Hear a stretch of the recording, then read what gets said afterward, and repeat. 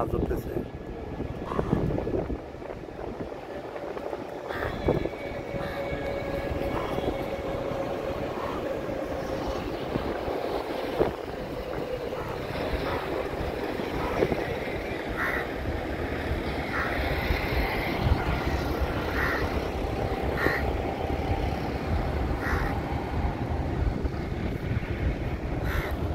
আমরা CPL water পার্কে গিয়ে যাবো।